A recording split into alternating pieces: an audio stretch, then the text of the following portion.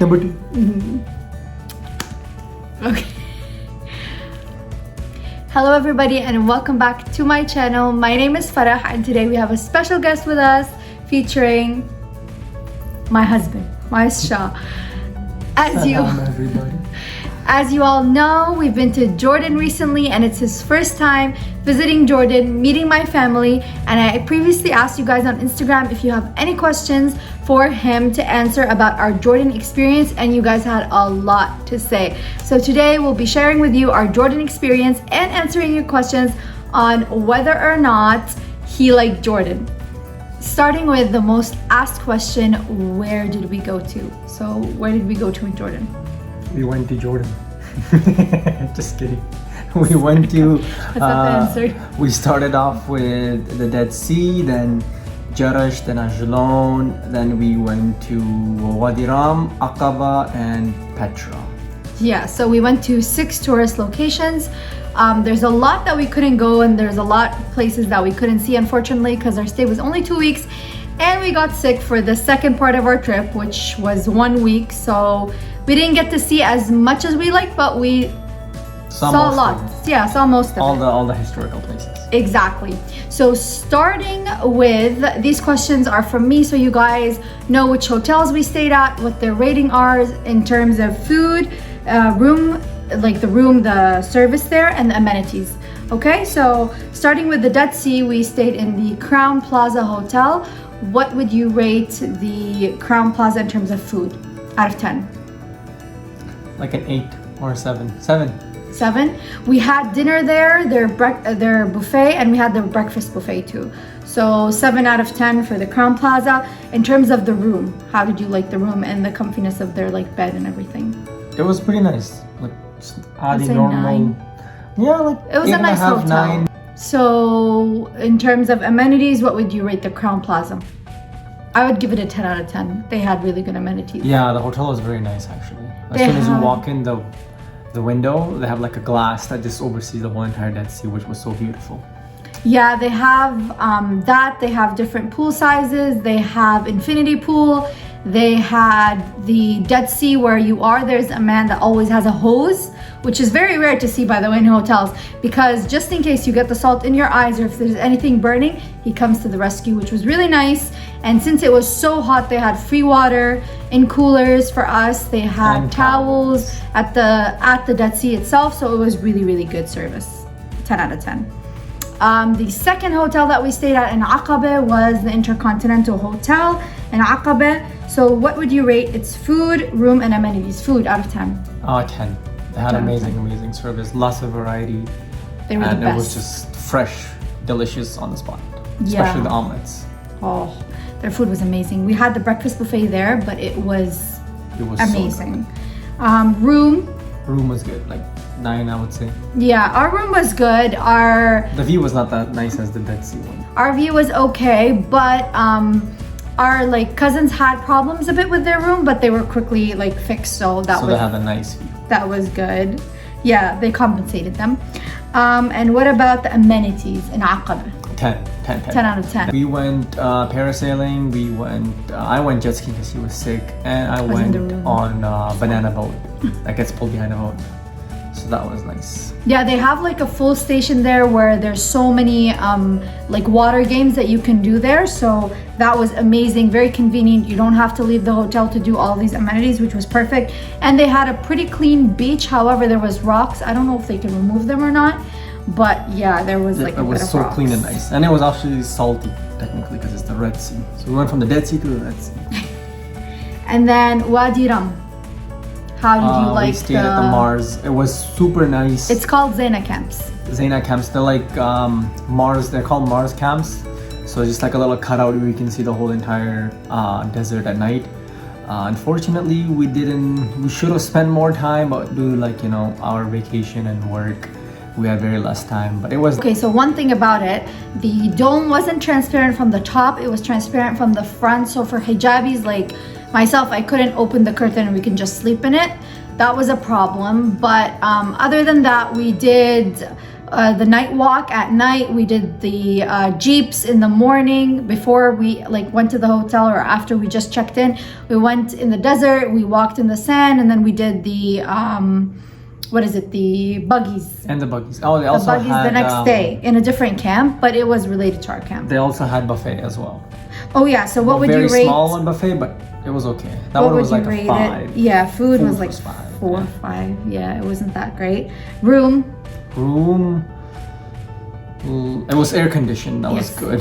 It's glam camping, but again, it's a camp. So like you can't expect like a 5-star hotel, but it is one of the top hotels in Jordan. It was clean. The washrooms were clean. Yeah. They have closet, fridges, and everything.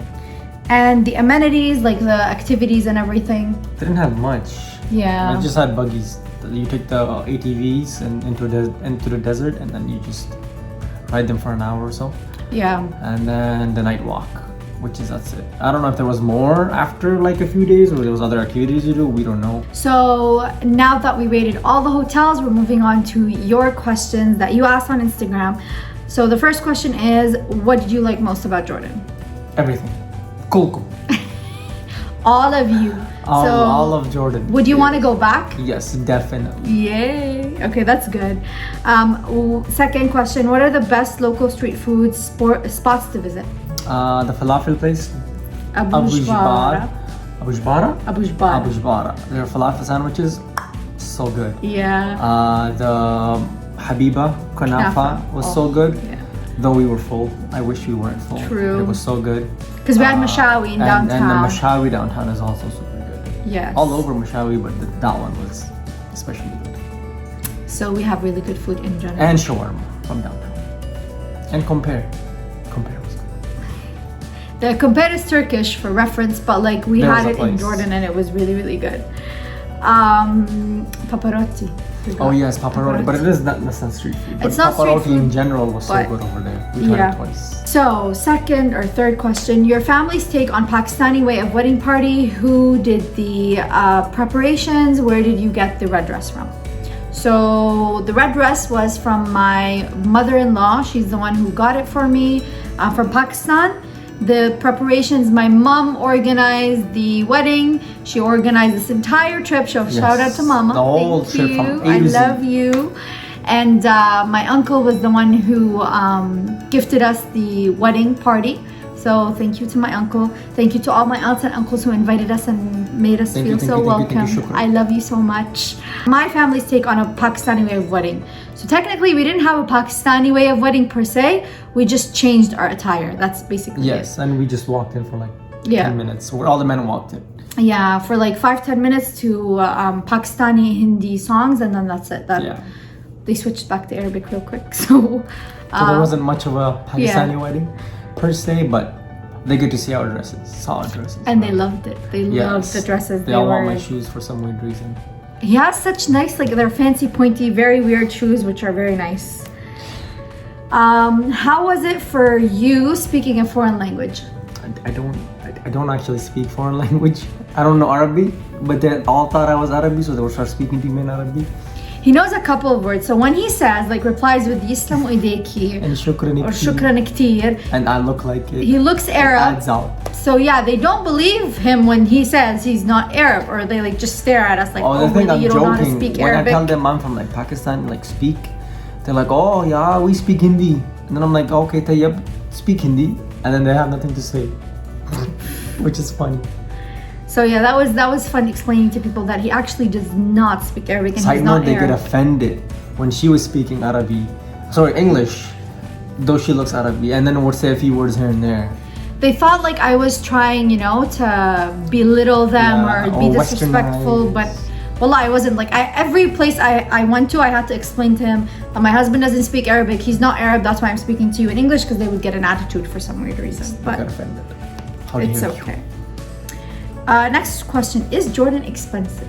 Very expensive. Or like one Jordanian is $2 Canadian. So yeah, it adds up pretty quickly. So we divide. The prices are just like, for example, a coffee would cost like $5 Canadian here. It's like 5 Jordanian over there. So double the money. Yeah, it was very expensive. Unfortunately. What are things that you disliked in Jordan? you didn't like? I did not like the traffic. That was my one thing that was yeah. oh no. Just a waste of time. I mean, like 5-minute journey turns into 30. And there's like no alternative routes you can take. Like, oh, I'm gonna take this side road and this side road. No, they eventually leave the one main road and then you're stuck again. And the honking. And people get mad very quickly. So if you can change one thing in Jordan, what will it be? It can be cultural point of view or a law. I want the Jordanian passport. Unfortunately, he cannot obtain a Jordanian passport even though he is married to someone who holds the Jordanian passport because I'm a girl and I cannot give it to him, nor can I give it to my kids. And what we did not know is people, if you want to go to Jordan and you do not have a Jordanian passport, buy the Jordan pass before you have arrive. to buy it online prior to you leaving. Because it includes the visa and it includes entrance to all these touristy places. And for tourists, it costs a lot. Like for Jordanians, it's very, very cheap. It's like cents. But for him, let's say for example, to enter Petra, it cost him 50 JDs. And for visa, it cost him 40 JDs. So that just added up 90 JDs for like and the pass is technically 80 something? Yeah, the pass is like around $90. Yeah, $90 Canadian. So it would have saved a lot of money if we knew about the Jordan pass. So that's something to keep in mind. So buy that before you go. Yeah, or else be prepared to pay a hefty amount of fees. And that's it. We're just gonna keep it short and sweet. This is the last one. But what is the weirdest thing he experienced or you experienced in this visit? Weirdest. I don't think he experienced anything weird. Yeah. But I will say this. So I experienced something in the airport.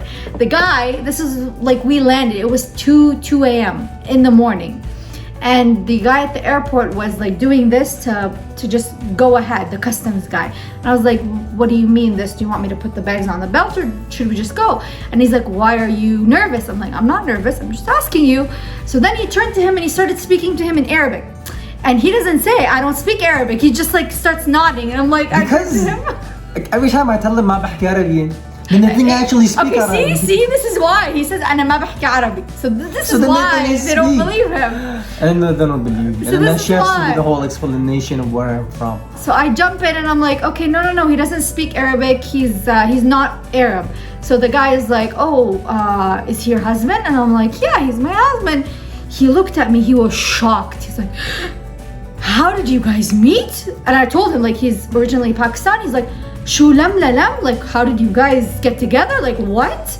And I'm like what do you mean? He's like, Inti, he was asking me, he's like, you, what is your passport? Like what passport do you hold? Where are you from? And I'm like, I have a Jordanian passport. I'm from here.